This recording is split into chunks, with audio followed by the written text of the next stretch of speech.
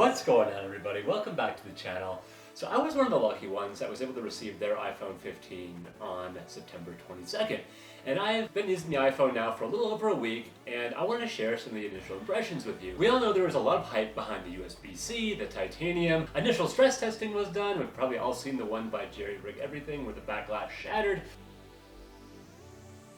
So to be safe, I am cased up. But let's get into the 1 week review of some of the biggest changes they made to these phones. We finally got it, USB-C on iPhone. It was on Mac, iPad, Android, PC, monitors, and literally everything else. And we were always wondering when the heck they were gonna get rid of that Lightning to give us USB-C. And it really works with anything you wanna plug into it. I've tried it on docks, I've tried it on dongles, I tried to plug in my mouse, my keyboard, and it seems to have compatibility with everything. And another cool thing is the ability to plug in an external memory device like an SD card or an SSD. And if you want to shoot log footage directly to your SD or SSD, you can. Doing so also unlocks the ability to do it at 4K 60 versus just the phone's output at 4K 30. Apple also made it very easy to grade this footage by giving us access to their LUTs, but they are a little bit hidden, so I'll link them down in the description so you can download them from there since they are buried deep in their developer pages.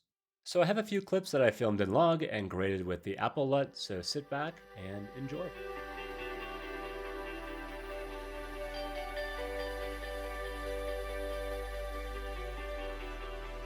So we can see it looks really good. But for me, and probably 99% of the people out there, this isn't gonna be something you do often.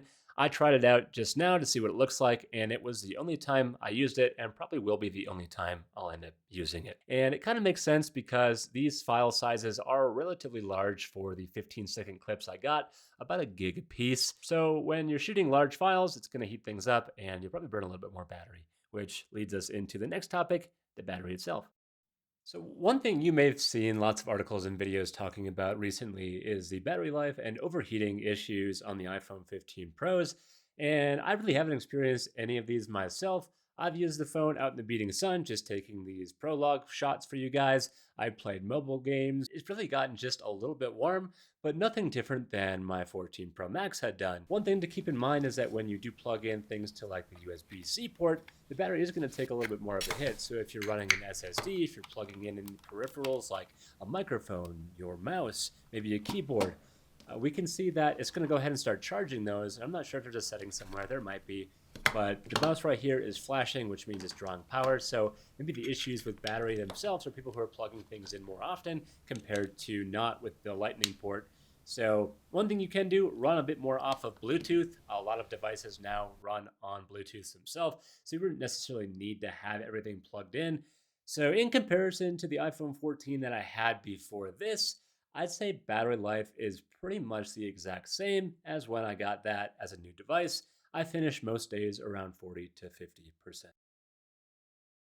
The camera got a pretty significant bump this year, especially to the Pro Max, since they added the ability to do 5 times optical zoom, which then allows you to do 25 times digital. When we get close in there, even on a bright day, we do get a lot more pixelation, so 25 is probably not going to be used too much.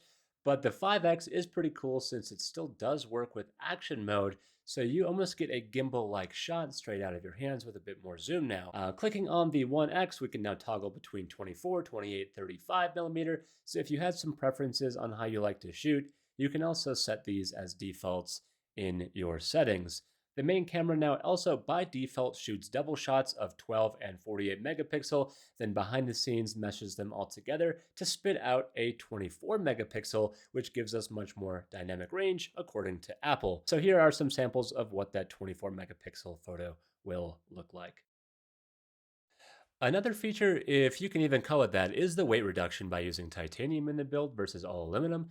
Apple was able to shave off about 19 grams compared to last year's Pro Max, which is not a lot when held in the hand, but if you're using a gimbal and also using a case, which some cases can add 40 to 100 grams, it just lessens the load on the gimbal motors and can produce a much more steady shot. And that's really all I have to say about the weight reduction. Another welcome addition, in my opinion, is the added support for Wi-Fi 6E. If you have a capable router and supported speed plan, you will be getting much faster download and upload speeds. Wi-Fi 6E pretty much creates a fast lane for your iPhone, so you can access download speeds over 1 gigabyte over your Wi-Fi connection at home. For basic streaming, you're probably not going to realize much of a benefit, but for downloading podcasts, music, shows, before a last minute trip, it's nice to have the ability to get it done real quick in the final moments. So that brings us to the final thoughts. Is this iPhone 15 worth upgrading to, and are the features worth it? To me, I would say yes. We got a lot of features in a familiar package. As the next generation of iPhone, they certainly did a lot to make this one better than the last. We got USB-C, we got Wi-Fi 6E, we have a better camera. I feel like the battery is equally as good, so that's always nice to have. And overall, this is just a very, very nice phone. So hopefully this video was informative. It gave you a better idea of what this phone can do, my initial impressions of this over the week of using it, and you now have just a better idea of what it's all about. So if you made it this far, thanks so much for watching. I really appreciate it. If you liked the video, give it a thumbs up, and don't forget to hit that subscribe button for more content like this. See you guys.